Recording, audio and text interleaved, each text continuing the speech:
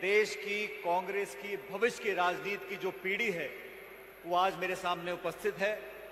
मैं आप सबको देखकर बहुत खुश हूं और आज ऐसे मौके पर हम बेंगलुरु आए हैं जहां कुछ समय पहले बहुत ऐतिहासिक जीत कांग्रेस पार्टी की हुई है और मुझे कहने में कोई संकोच नहीं है कि इस राज्य ने, इस राज्य की राजधानी ने और इस राज्य के लोगों ने देश की राजनीति को बदलने का काम किया है। आज जो हमारे विपक्षी दलों की एकजुटता हमें देखने को मिल रही है, कांग्रेस के कार्यकर्ताओं में जो ऊर्जा देखने को मिल रही है और भाजपा के नेताओं में जो घबराहट देखने को मिल रही है, वो कर्नाटक के चुनाव के बाद देखने को मिली है। तो कर्नाटक के मतदाताओं को मैं इस मंच से बहुत बहुत धन्यवाद देना चाहता हूं कि आपने पूरे देश और पूरी दुनिया को यह संदेश दिया है कि कोई कितनी ताकत लगा ले, कितने इंजन की सरकार बना ले, लेकिन सबसे पहला डबल इंजन हमने फेल किया था हिमाचल प्रदेश में और दूसरा डबल इंजन फेल हुआ है कर्नाटक में। अब सारे इंजन फेल करने हैं, चाहे वो मध्य प्रदेश के हो, चाहे तेलंगाना के हो, और साल के आखिर में जिन 4 राज्यों में चुनाव होने जा रहे हैं, मुझे लगता है कि यूथ कांग्रेस से, युवक कांग्रेस से सभी लोगों को बहुत उम्मीद है। पिछले कुछ सालों में जिस सक्रिय रूप से यूथ कांग्रेस के नेताओं ने, साथियों ने जिस जज्बे से, जिस जज्बात से काम किया है, मैं सचमुच पूरा देश इस बात का कायल है। जब मुश्किल समय आता है, जब कठिनाई आती है, जब बाढ़, भूचाल, कोरोना, जब भी इस प्रकार की विपत्तियां इस देश में आई हैं, यूथ कांग्रेस के साथियों ने बखूबी उस काम को निभाया है। मैं जानता हूं हम में से यहां बहुत सारे साथी जो यूथ कांग्रेस में थे या रह चुके हैं, आज कोई पार्षद है, कोई मेयर है, कोई विधायक है, और आप सब लोग उम्मीद करते हो आने वाले समय में हमको भी कुछ न कुछ जिम्मेदारियां मिलेंगी।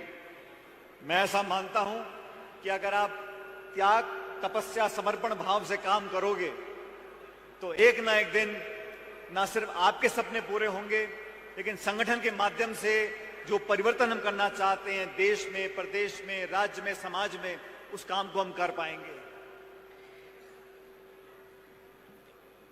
मेरे को राजनीति में लगभग 22 साल हो गए और इन 22 सालों में मुझे कांग्रेस पार्टी ने बहुत सारे अवसर दिए।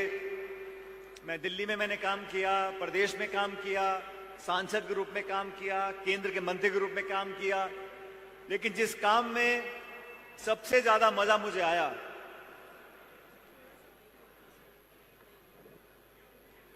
अब ठीक है, जिस काम को करने में मुझे सबसे ज्यादा आनंद आया, सबसे ज्यादा संतोष मुझे अगर मिला, तो मेरे वो 5 साल जब मैं प्रदेश कांग्रेस कमेटी का अध्यक्ष था, राजस्थान में विपक्ष में हम लोग थे, वो 5 साल। और ये बात मैं इसलिए कह रहा हूं क्योंकि मुझे कभी भी यूथ कांग्रेस में किसी पद पर काम करने का मौका नहीं मिला, क्योंकि कुछ ऐसा संयोग बना कि बहुत कम उम्र में मुझे चुनाव लड़ने का मौका मिल गया और मैं 26 साल की उम्र में लोकसभा का सदस्य बन गया। जब यूथ कांग्रेस में मुझे काम करने का मौका नहीं मिला, लेकिन उम्र मेरी 30-32 साल की थी जब मैं प्रदेश अध्यक्ष बना 2014 के जनवरी में। अब मैंने कहा जब मुझे यूथ में काम करने का मौका नहीं मिला तो मैंने पीसीसी को यूथ कांग्रेस बना दिया और फिर हम लोगों ने 5 साल तक वसुंधरा राजे की सरकार थी।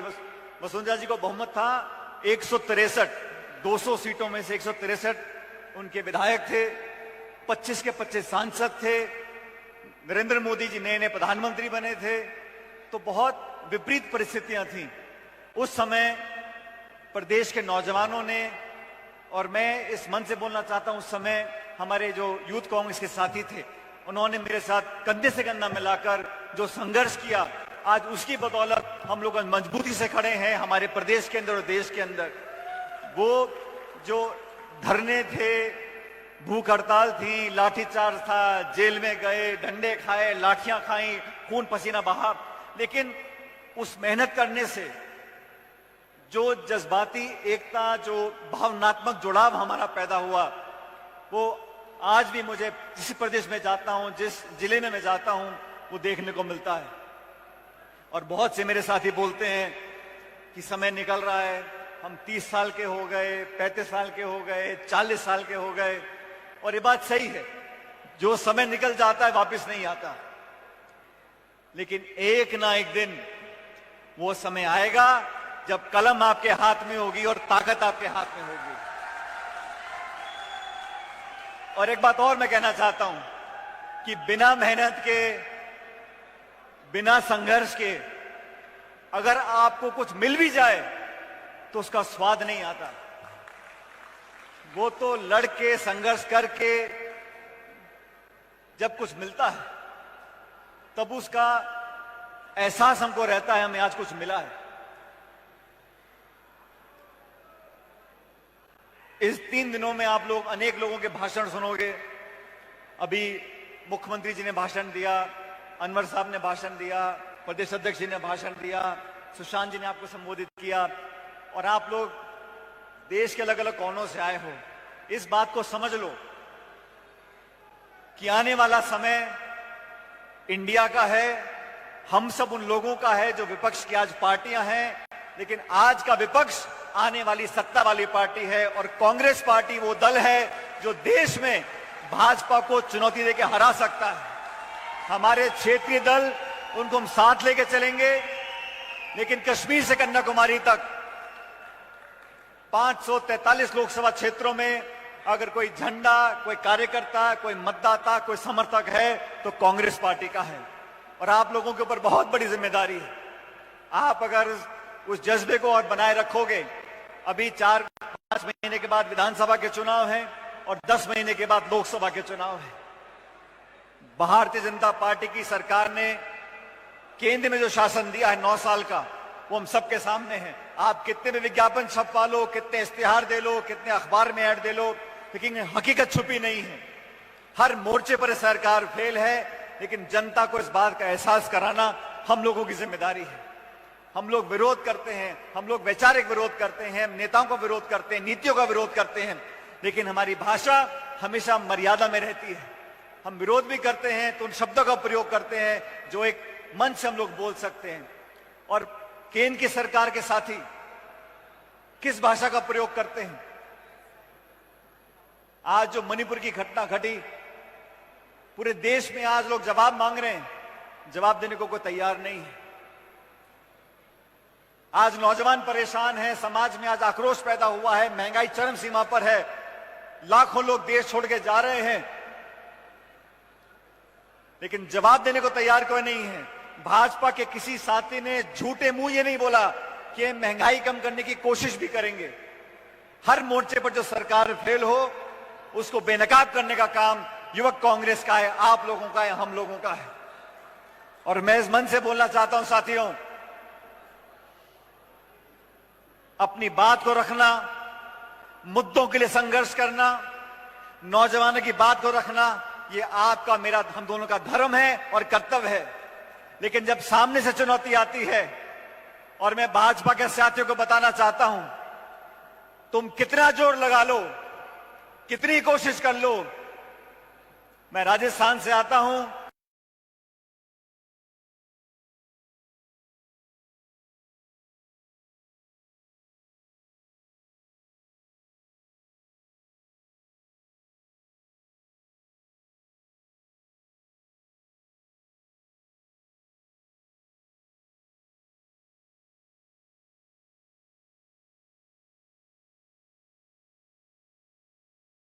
सरकार कांग्रेस के भला के छोड़ेंगे हम लोग।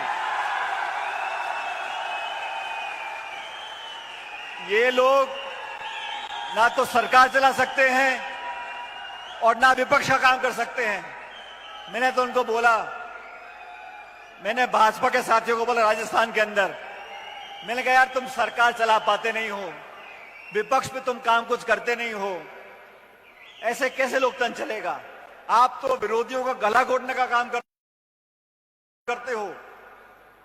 इनकम टैक्स को भेज दो, सीबीआई को भेज दो, ईडी को भेज दो, आरोप लगा दो, मुकदमे कर दो, जेल में डाल दो, जांच करा दो, छापे डलवा दो, यहीं तक सीमित है। आपने कोई संघर्ष कभी किया नहीं। आप झूठ और फिर फैलाने में माहिर हो, समाज में लोगों को लड़काने का काम करते हो, भड़काने का काम करते हो। कभी किसी भाजपा के नेता ने आज तक जोड़ने का काम किया है? समाज को, जाति को, बिरादरी को, धर्म को, अलग अलग लोगों को जोड़ने का काम किया है? जहां जाते हैं पूरा काम बिगाड़ के आते हैं। फिर कांग्रेस के लोग जाएंगे, मामले को समझाएंगे, मरहम लगाएंगे, भाईचारा पैदा करेंगे, एक दूसरे में प्यार की मोहब्बत की बात करेंगे। ठीक वही बात जो राहुल जी बोलते हैं। कर्नाटक में जो आज परिणाम आए हैं, सचमुच जब भाजपा की सरकार थी तो रोज नई नई यहां पर ऐसे विवादित मुद्दों को लेकर राजनीति होती थी। उस तरह की राजनीति को खत्म करने का काम भारत जोड़ो यात्रा में राहुल जी ने किया कि हिंदू, मुसलमान, सिख, ईसाई, जाति, बिरादरी, इन सबको भूल जाओ। नौजवान की बात करो, उद्योग की बात करो, निवेश की बात करो, भविष्य की बात करो। इन मुद्दों को लेकर हमें जनता के बीच में जाना चाहिए। साथियों, आज खड़गे साहब हमारे राष्ट्रीय अध्यक्ष हैं, निर्वाचित अध्यक्ष हैं, कर्नाटक से आते हैं। 50 साल का उनका राजनीतिक जीवन है। हमारे यहां चुनाव हुआ, देश की हर राजधानी में मतपेटियां रखी गई थी। हम लोगों ने जाके वोट डाला। डॉक्टर थरूर खड़े हुए थे, दूसरे उम्मीदवार, उनको कुछ वोट पड़े, भारी बहुमत से खड़गे साहब जीत गए और अखिल भारतीय कांग्रेस कमेटी का नया अध्यक्ष आदरणीय मल्लिकार्जुन खड़गे जी बन गए। मैं तो भाजपा से पूछना चाहता हूं, ये नड्डा जी अध्यक्ष बने कैसे? इनका नामांकन किसने भरा? इनको वोट किसने डाला? इनके सामने कौन खड़ा था? 4 लोग कमरे में बैठकर अपनी गोटी फिट कर लेते हैं और फिर कांग्रेस पे आरोप लगाते हैं। हमारे यहाँ चुनाव यूथ में हो रहा है, एनएसयूआई में हो रहा है और अखिल भारतीय कांग्रेस कमेटी में चुनाव हुआ है। ऐसा कौन सा दल है जहां पर निष्पक्ष और पारदर्शी तरीके से चुनाव होता है? कमियां निकालना बड़ा आसान है, लेकिन हम लोगों ने वो कर कर दिखाया। और ये प्रेरणा राहुल गांधी जी, सोनिया गांधी जी ने दी है। आज उनके नेतृत्व में कांग्रेस पार्टी दोबारा उस मुकाम पर पहुंचने जा रही है और ये मुकाम बहुत दूर नहीं है साथियों। ये आने वाले विधानसभा चुनाव हम जीतेंगे, लोकसभा के चुनाव होंगे तो इंडिया जीतेगी, उसमें इंडिया जीतेगा 2024 के अंदर। नाम का मजाक उड़ा रहे हैं, मतलब नाम पसंद नहीं आया तो अब देश को बदनाम कर दो। कांग्रेस के लोगों से, विपक्ष के साथियों से इतनी नफरत, इतनी घृणा, ये शोभा नहीं देता। जो बड़ा आदमी होता है, बड़े पद पर बैठता है, उसका दिल बड़ा होना चाहिए। संवाद करो, चर्चा करो, मतभेद हो सकते हैं, कमियां हो सकती हैं, ये तो बात करने को तैयार नहीं है। इस प्रकार की राजनीति देश के लोकतंत्र के लिए शुभ संकेत नहीं है। ये संदेश हम लोगों को हिंदुस्तान के हर जिले में लेकर जाना है। आज युवक कांग्रेस की दुगनी जिम्मेदारी हो गई है। जब हम सत्ता में होते हैं तो सरकार का प्रचार करना होता है। जब विपक्ष में होते हैं तो हमें सबको साथ लेकर चलना पड़ेगा। केंद्र सरकार की, भाजपा की जो नीतियां हैं उसका खुलासा कर कर जनता के बीच में जाना पड़ेगा। मैं अध्यक्ष जी को बहुत बधाई देता हूं। उन्होंने एक शानदार आयोजन किया, मुझे यहाँ आने का मौका दिया और आप सब लोग जो देश के अलग अलग कोनों से आए हो, मैं आप प्रत्येक व्यक्ति को, प्रत्येक साथी को बोलना चाहता हूं, आपके संघर्ष में हम सब साथ खड़े हैं। देश के किसी कोने में भी जब भी आप लोग हमको याद करोगे, आपके साथ लड़ाई लड़ने के लिए, संघर्ष करने के लिए हम मौजूद रहेंगे। और आप लोगों को निमंत्रण देके जा रहा हूं, अभी इन 4 राज्यों में चुनाव है। हम मध्य प्रदेश जीतेंगे, छत्तीसगढ़ जीतेंगे, राजस्थान जीतेंगे और तेलंगाना भी जीतेंगे। और हम सबको मिलकर अब इन 4 राज्यों में पूरी ताकत लगानी है। जहां जहां हमारी जरूरत पड़ेगी आप सब लोग जाओगे, ऐसे मुझे पूरा विश्वास है।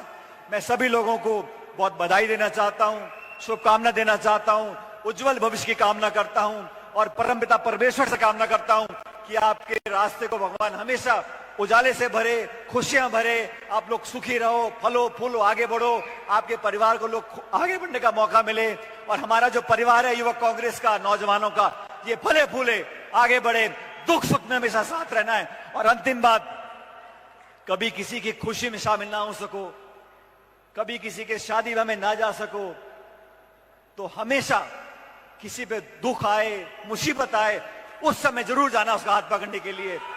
और आप सब लोगों का मैं बहुत बहुत धन्यवाद देता हूं। आपने इत्मीनान से मेरी बात को सुना, मुझे यहां पर अपनी बात रखने का मौका मिला। मैं आपका बहुत आभारी हूं। मेरे साथ जोरदार नारा दो, जय हिंद। पीछे वाला कोई नहीं बोल रहा, जय हिंद। अरे भाई, कर्नाटक जीत कर आए हैं, 3 रात जीतने जा रहे हैं, अंतिम नारा जोर से देना है, जय हिंद। बहुत बहुत धन्यवाद। राम राम साहब।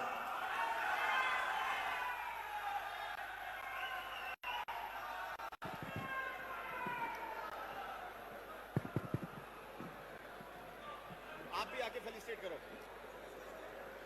बहुत बहुत धन्यवाद सर।